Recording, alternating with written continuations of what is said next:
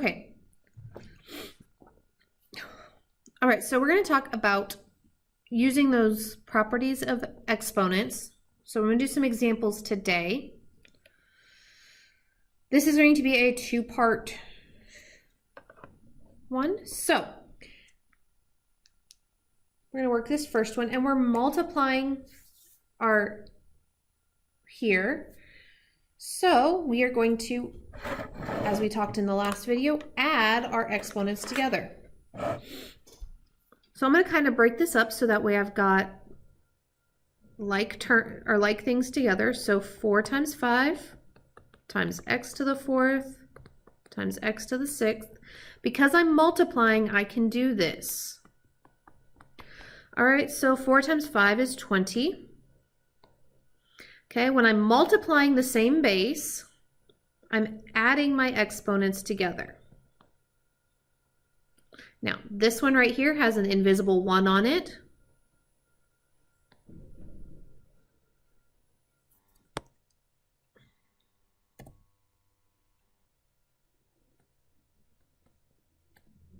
Okay, 4 plus, so we're going to do the x first. So 4 plus 6 is 10. 1 plus on the y, 1 plus 2 is 3. Okay. Go ahead and do another one. Again, I can take the coefficient in the front and multiply it together just like we normally would. Okay. -1 times 1 is still a -1. Add my exponent, so okay. 11 plus 7 is 18. So we get negative x to the 18th power.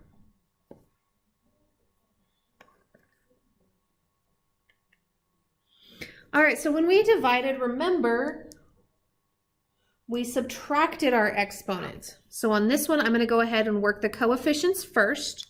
So 25 divided by 5, which is 5. And then I'm going to do x to the 5 minus 1, which gives me 5x to the 4th.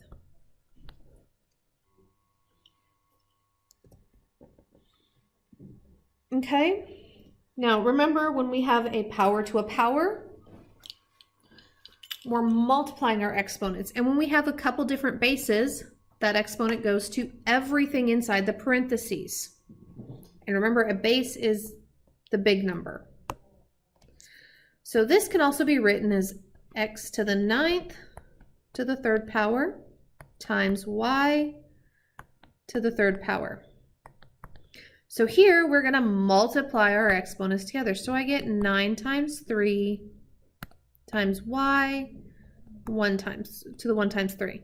9 times 3 is 27. So we get x to the 27th, y to the 3rd. Guys, at any time if you want to pause the video and try it on your own, feel free to do so. All right, we're going to do another one. Again, I'm just going to break this down.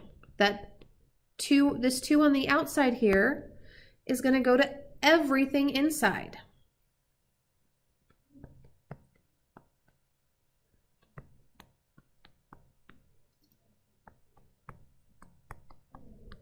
Okay, so I get 3 squared times 1 times 2 is 2.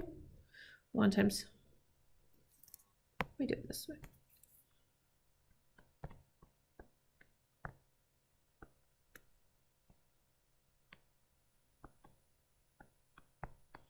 So we get 3 squared, which is 9,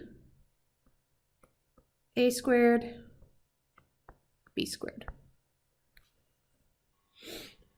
Okay.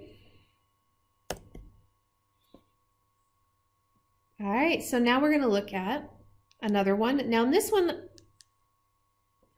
okay, yes, I could break this up and do my power that's on the outside to everything, or I can simplify inside. So what I like to do is simplify that inside first, still using my order of operations. So I'm going to do x to the 5 minus 3,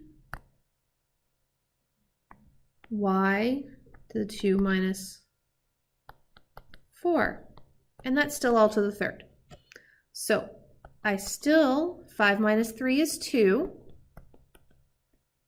2 minus 4 is a negative 2. And that's still all to the third power.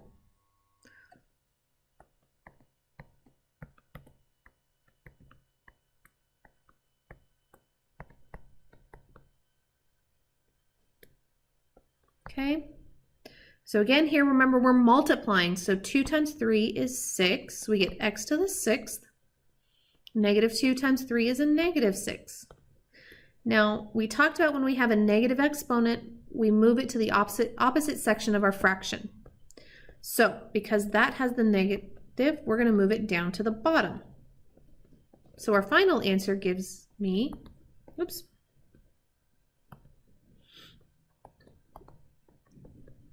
x to the 6th over y to the 6th.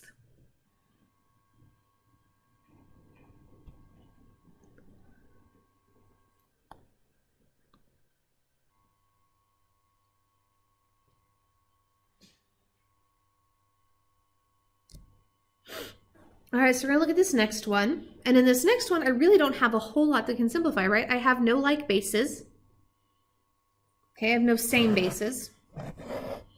But I do have this one here, z to the 0. And anytime we have anything to the 0 power, okay, that's just 1. And anything times 1 is just itself.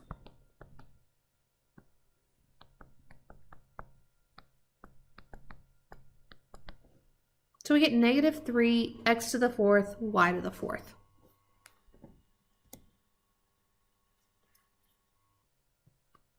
So on this one, anything to the 0 power, since all of this is to the 0, it becomes 1.